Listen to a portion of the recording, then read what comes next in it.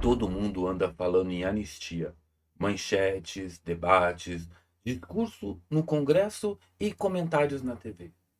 Mas, no fundo, pouca gente para e explica de maneira simples. Afinal, o que é anistia?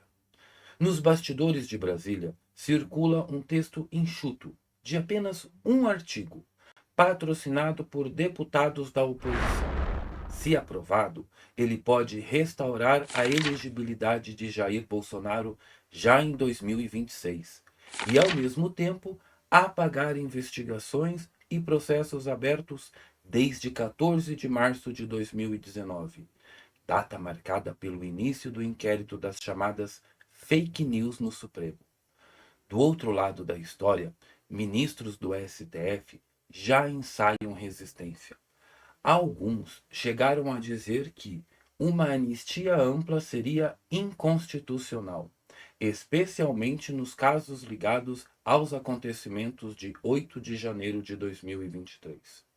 Ou seja, antes mesmo de o projeto ser protocolado oficialmente, já existe uma disputa aberta sobre a validade dessa proposta. E é justamente por isso que a discussão mexe com tanta gente. Porque não se trata apenas de um debate jurídico ou político, mas de uma pergunta que atinge a vida democrática do país: o que pode ou não ser apagado pelo poder da lei? E é aqui que eu entro.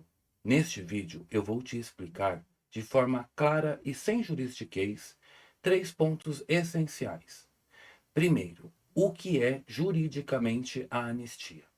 Depois, o que exatamente está sendo proposto agora no Congresso? E, por fim, por que tudo isso importa? E quais as consequências práticas que podem vir a curto e médio prazo? Então, fica comigo, porque entender a anistia é entender também o que está em jogo no tabuleiro político do Brasil. Antes de entrar na polêmica atual, precisamos entender a base do conceito. A anistia é uma lei federal que faz algo muito específico. Ela apaga os efeitos penais de determinados fatos praticados em um período definido. Em outras palavras, não se trata de um perdão concedido a uma pessoa em particular, mas de um esquecimento jurídico coletivo. O Estado decide virar a página e dizer: isso não será mais discutido na esfera penal. E de onde que vem essa possibilidade? Da própria Constituição Federal. Não é inconstitucional e eu vou te explicar por quê. O artigo 21, inciso 17, diz que é competência da União conceder anistia. E o artigo 48, inciso 8, deixa claro que quem decide isso, na prática, é o Congresso Nacional, por meio de uma lei ordinária, ou seja, não é decisão de um juiz, nem de um presidente. É sempre o legislativo que detém essa atribuição. E aqui vale uma distinção importante. Muitas vezes se confunde anistia com graça ou indulto, mas eles não são a mesma coisa. Graça e indulto são atos do presidente da República, feitos por decreto. A graça é individual, um benefício pessoal. O indulto pode ser coletivo, mas também parte da caneta presidencial. E já a anistia é outra lógica. Nasce de uma lei aprovada pelo Congresso, com caráter eminentemente político. Mas existem limites constitucionais bem definidos. O artigo 5º, inciso 43 da Constituição proíbe graça, indulto ou anistia para crimes de tortura, tráfico de drogas, terrorismos e crimes hediondos. E já o inciso 44 trata dos atos praticados por grupos armados contra a ordem constitucional e o Estado democrático de direito, tornando-os inafiançáveis e imprescritíveis. Note que a Constituição distingue as duas situações. Uma coisa é ser imprescritível, inafiançável. Outra coisa é estar no rol dos crimes que não podem ser anistiados. Para deixar tudo mais concreto, vamos lembrar do exemplo mais marcante: a Lei da Anistia de 1979. Ela foi aprovada ainda durante a ditadura militar e marcou a transição política ao perdoar crimes de natureza política cometidos tanto por opositores do regime quanto por agentes do Estado. Até hoje, ela é lembrada como um caso clássico de como a anistia funciona no Brasil. Portanto, resumindo, a anistia é sempre coletiva, nasce no Congresso, tem limites constitucionais claros e serve como uma ferramenta política de esquecimento jurídico. E afinal, o que está em jogo neste momento? Na Câmara dos Deputados circula uma minuta de projeto de anistia ampla. O site Brasil 247 pontua que se trata de uma minuta com um único artigo, desdobrado em dispositivos que abrangem diferentes condutas. E esse texto faz um recorte bem definido. Todos os fatos ocorridos a partir de 14 de março de 2019 até a data de vigência da lei ficariam anistiados. O alcance é grande. Estariam incluídos investigados, processados ou condenados nos chamados inquéritos das fake news, das milícias digitais, e também nos processos relacionados aos eventos de 8 de janeiro de 2023. E há um detalhe que mexe diretamente com a política. Se aprovada, essa anistia pode restaurar a elegibilidade do ex-presidente Jair Bolsonaro, permitindo que ele concorra novamente já em 2026. Mas o debate não se restringe a um único texto. Existem propostas paralelas tramitando em Brasília. Algumas são mais amplas, cobrindo praticamente todos os casos do período, como essa. E outras são versões mais light, limitadas a situações específicas. Na prática, essas diferentes propostas funcionam como moeda de negociação dentro do Congresso, ajustadas, assim, conforme a correlação de forças políticas. E não é só a Câmara que pode tocar esse assunto. O Senado Federal também já analisou projetos de anistias mais restritos.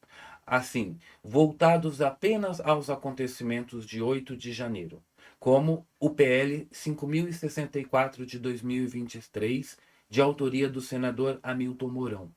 E isso mostra que o tema pode nascer em qualquer uma das casas legislativas. Mas, para virar lei, precisa obrigatoriamente passar pelas duas casas, Câmara e Senado. Resumindo, no papel, temos uma anistia ampla que poderia redefinir o cenário político de 2026. E ao redor dela, várias versões mais limitadas circulam como alternativas. E tudo depende de como o Congresso vai negociar até o final que será levado a voto. E como um projeto de anistia realmente anda dentro do Congresso, Rafael? Primeiro passo: um parlamentar precisa apresentar o projeto de lei. E, no caso da anistia, trata-se de uma lei ordinária, ou seja, segue o mesmo rito da maioria das leis aprovadas no país. E depois o texto vai para as comissões da casa de origem. Por exemplo, se começar pela Câmara, ele passa por comissões temáticas e, em seguida, vai para o plenário da própria casa. Se aprovado, segue para outra casa legislativa. Senado, se começou na Câmara e vice-versa. Aprovado nas duas, o projeto vai para o presidente da República, que pode sancionar, transformar em lei ou vetar totalmente ou parcialmente. Mas não para por aí. Mesmo sancionada, uma lei de anistia pode ser alvo de ação direta de inconstitucionalidade, a ADI, no STF. E isso acontece quando alguém questiona se a lei aprovada respeita ou não a Constituição. E no caso atual, a imprensa já registrou que ministros do Supremo sinalizam ver uma anistia ampla como inconstitucional, antes mesmo de o texto ser oficialmente protocolado. E essa informação foi publicada pelo Correio Brasiliense. Isso é inconstitucional. Também divulgou a minuta do projeto que está circulando e os sinais de resistência do STF.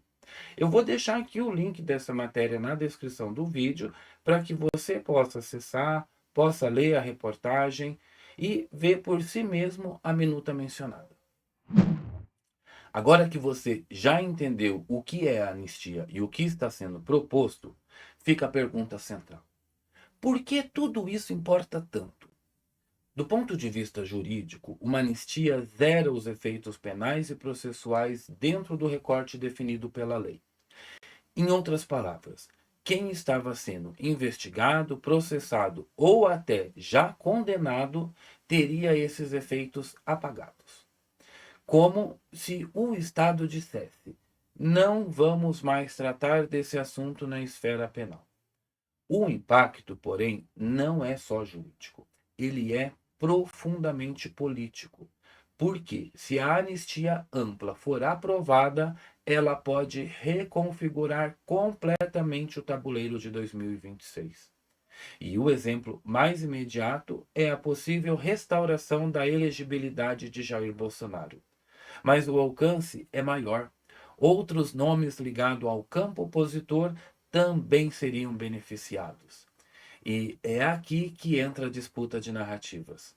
De um lado, a oposição defende que a anistia seria uma forma de pacificação nacional, de corrigir abusos processuais e de restabelecer as regras normais do jogo democrático. E do outro, ministros do STF e a mídia estatal afirmam que uma anistia ampla poderia passar pano, sabe, assim, para os atos classificados como antidemocrático e até ferir a Constituição. Esse debate já aparece em matérias de veículos como a CNN Brasil, o R7, o Correio Brasiliense, que apontam tanto os argumentos de pacificação da oposição quanto os alertas de inconstitucionalidades levantados no Supremo. Vale a pena conferir. Então vamos recapitular? Primeiro vimos o que é anistia, uma lei aprovada pelo Congresso que tem força para apagar efeitos penais e processuais dentro de um recorte definido. Não é perdão individual, é esquecimento jurídico coletivo. E depois entendemos o que está sendo proposto agora: uma minuta de artigo único que pode alcançar investigações desde 2019, ligadas aos inquéritos das fake news, das milícias digitais e ao 8 de janeiro, e com impacto direto na elegibilidade de Jair Bolsonaro em 2026. E também vimos como é o trâmite. Projeto apresentado por parlamentar, passa por comissão e plenário, segue para outra casa, depois vai à sanção presidencial e, mesmo aprovado, ainda pode ser questionado no STF. E por fim, vimos por que isso importa. Juridicamente, porque apaga efeitos processuais. E politicamente, porque pode mudar o tabuleiro eleitoral de 2026. E, narrativamente, porque divide opiniões entre pacificação e acusação de impunidade. E agora eu peço a sua ajuda. Se esse vídeo te ajudou a entender melhor o que é anistia, curta o vídeo. Isso ajuda o algoritmo do YouTube a levar o conteúdo para mais pessoas.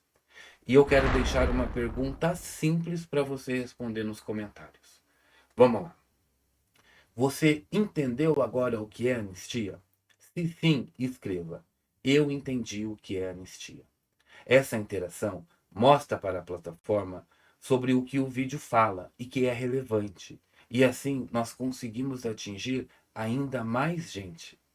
E eu quero agradecer a você que já é inscrito no canal, que já acompanha o canal.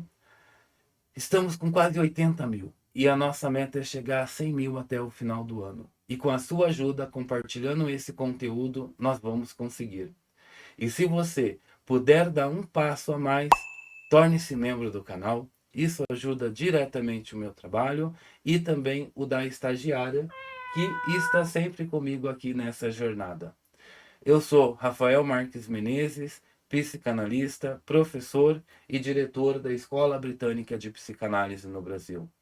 E aqui fica o meu muito obrigado pela sua audiência e até o próximo vídeo. Eu fico te aguardando lá.